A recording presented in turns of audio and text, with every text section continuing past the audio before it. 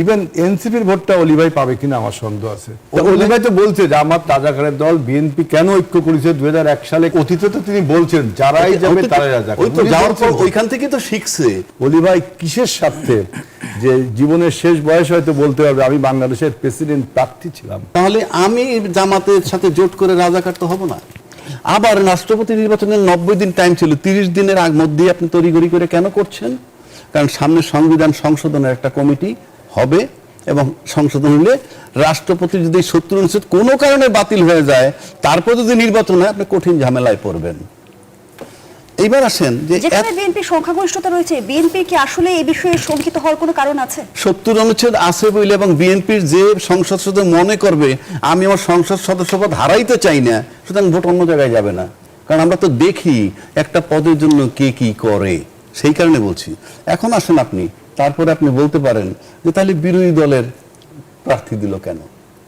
বিরোধী দলের প্রার্থী কেন দিচ্ছে? বিরোধী দলের জোট থেকে কর্নেল অলি সাহেব, তার দল হলো এলডিপি, তাকে চুজ করছে। তার ব্যাপারে যে আপনি কতগুলা কথা বলেন, উনি একজন মুক্তিযোদ্ধা কোনো সন্দেহ নাই, উনি একজন বীর বিক্রম কোনো সন্দেহ নাই, উনি জিয়াউর রহমান সাহেবের টয়েসি ছিলেন কোনো সন্দেহ নাই। এই সব বিষয়গুলো যে আপনি রোল প্লে করেন তাহলে কোনো সন্দেহ নাই।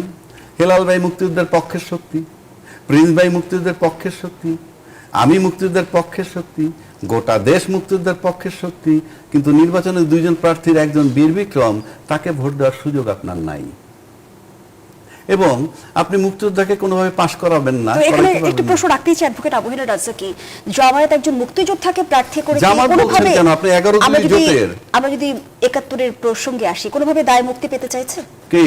জামায়াত ইসলামী। আপনি কিসের ভিতরে কি ঢুকাইতেছেন? জামাতের দায় মুক্তি মানে কি? আপনি বলছিলেন যে একজন মুক্তিযোদ্ধাকে প্রার্থী করেছে।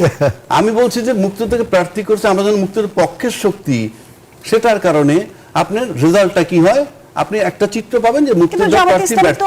এইবার আমি যে 71-এর দায় হয়েছে তাদের স্বাধীনতা, আরে আমি সেটাই বলছি, খালি প্রশ্ন করলে তো হবে না। জামাত ইসলামের এই যে প্রশ্ন আনেন, মনে হয় কি যে আমি উত্তর দিব কেন? আচ্ছা, তারপরেও দিচ্ছি। আপনি একজন সচেতন নাগরিক হিসেবে উত্তর দিবেন। বেশ, জামাতে ইসলামের মাপ চাওয়া উচিত কিংবা ক্ষমা চাওয়া উচিত। টকশোতে এসে অনেক সাহেবরা বলছেন, আমি একমাত্র লোক বলছি কেন? আপনি এসে মাপ চাইলে, জাতির কাছে মাপ চাইলে মাপ করে দেবেন কেন?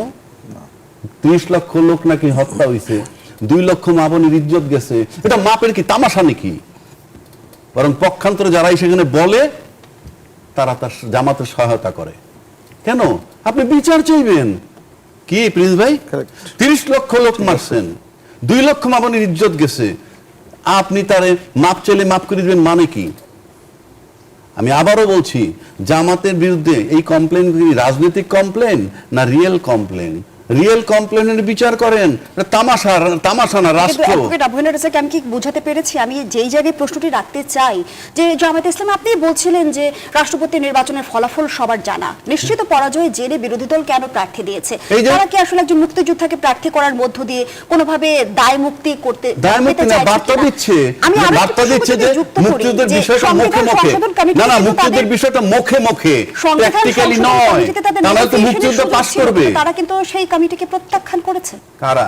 সংবিধান সংশোধন কমিটির কথা বলছি। আর সংবিধান সংশোধন আপনি যাবেন কেন? গেলেই কি না গেলেই কি? আপনি যত মতই দেন, 251টা সিট তো তাদের আছে, এখানে কি আলাপ করতেছি আমরা বুঝি না।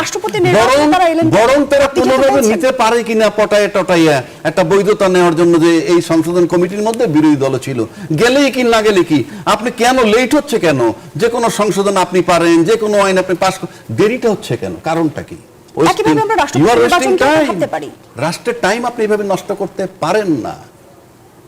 যেখানে ভোটের অধিকার খর্ব করে দিছে, আপনার চিন্তা করার অধিকার খর্ব করে দিচ্ছে যে অনুচ্ছেদ, সেইটা বহাল থাকার পর আপনার টাইম। বিএনপির পক্ষ থেকে বলা হয়েছে স্ট্যান্ডিং কমিটির দায়িত্ব ছিলেন আজকে আমাদের প্রধানমন্ত্রী যে রাষ্ট্রপতি কাকে দিবেন মনোনয়ন ঘোষণা করে দিলেই তো হয়। সেকেন্ড থটের কিছু নাই তো এখানে।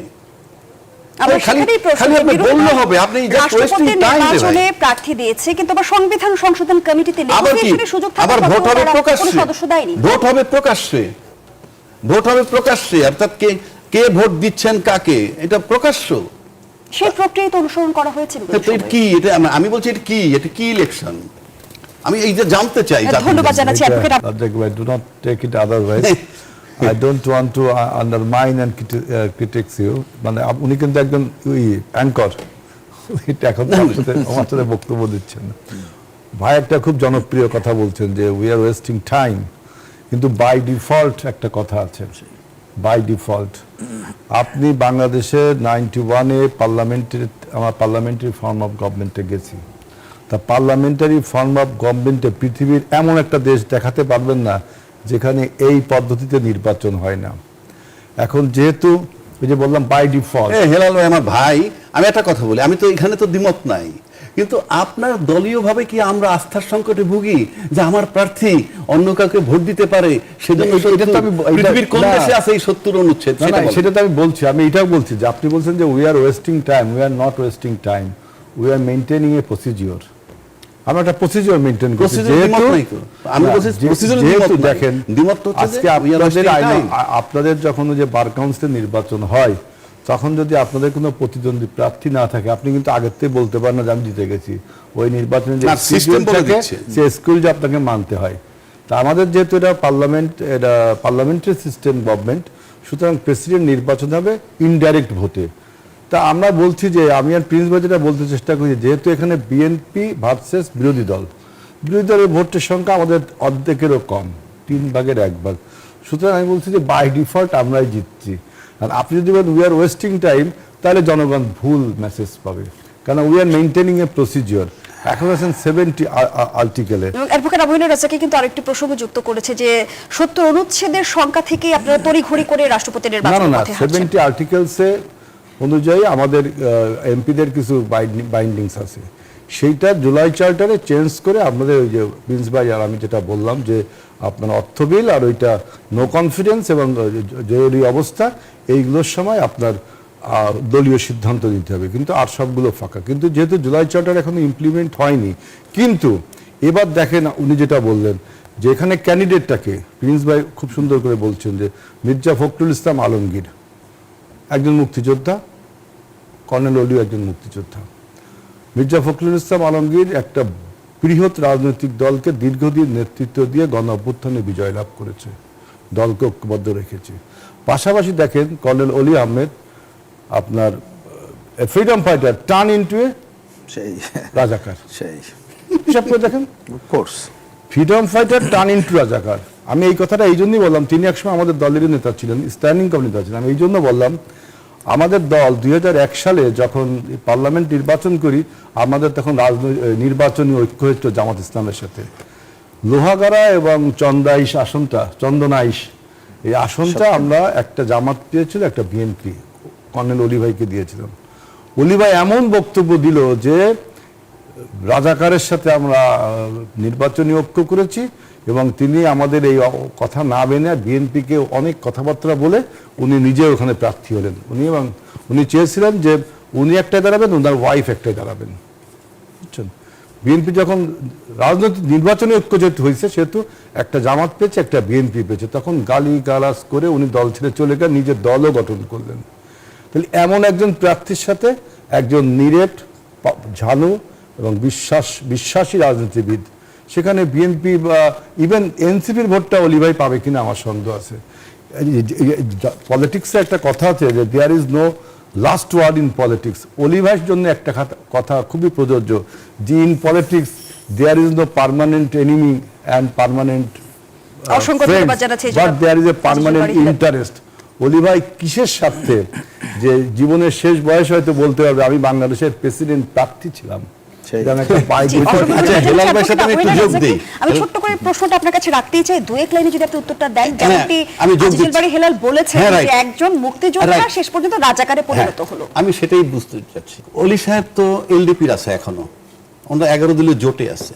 আচ্ছা, যদি জামাতে যোগ দিলে কেউ জোট করে, তাহলে যদি হয়ে যায়, রাজাকার হয়ে যায়। অলি ভাই নিজেই বলছে, এখন 2001 সালে অলি ভাই কি বলছে, আমি আপনার সাথে ডিবেট করছি। তাহলে এই যে বিএনপি যখন জামাতের সাথে আমি তো মন্ত্রণালয় নিল 2টা, তখন কি বিএনপি রাজাকার হয়ে না গেছে? না, এটা বিএনপি কি বলছে তখন রাজ্জাকি ভাই যে আমরা রাজাকার? আমি প্রশ্ন- কিন্তু অলি ভাই তো বলছে, অলি ভাই বলছে কেন আমরা জোট আমি অলি ভাইয়ের কথায় যাচ্ছি না, আপনি যেটা বললেন এখানে। না, আমি আপনি অলি ভাইকে বলছেন যে অলি ভাই টার্ন ইনটু জামাত। অলি ভাই তো বলছে যে আমার রাজাকারের দল, বিএনপি কেন ঐক্য করেছে 2001 সালে, কেন আমাকে সিট সেটা- দেয়নি, আমি তো আমি ওখানে ওই আসছি, কথাটাকে বলছি, ওইটাকে ওখানে message আসছি। দিয়ে বলছি। ওই সময় তো অলি ভাই ছিল, সেই জন্য তো বললাম অলি ভাইয়ের কথায় অলি ভাই অলি ভাইয়ের কথাই ছিল। অলি ভাই হিসাব করছে কোনটা, আমরা বিতর্ক করছি যে বিএনপির সাথে যখন জোট করে দুইটা মন্ত্রণালয় নিয়ে পতাকা নিয়ে ওড়ার পরও বিএনপি রাজাকার হয় নাই, তাহলে আমি জামাতের সাথে জোট করে রাজাকার তো হব না, যেহেতু অতীতের রেকর্ড তাই বলে। অতীতে তো তিনি বলছেন যারাই যাবে তারাই রাজাকার। ওই তো যাওয়ার পর ওইখান থেকে তো শিখছে যে না, জোট বাদলে রাজাকার হয় না। আইডিওলজি অলিভার কথা না, জোট বাদলে রাজাকার হয় না। তাহলে অলিভার কোনো যদি পার্মানেন্ট জোট বাদলে রাজাকার হয়, তাহলে 2001 থেকে 2006 পর্যন্ত কি আমরা রাজাকার ক্ষমতায় ছিল?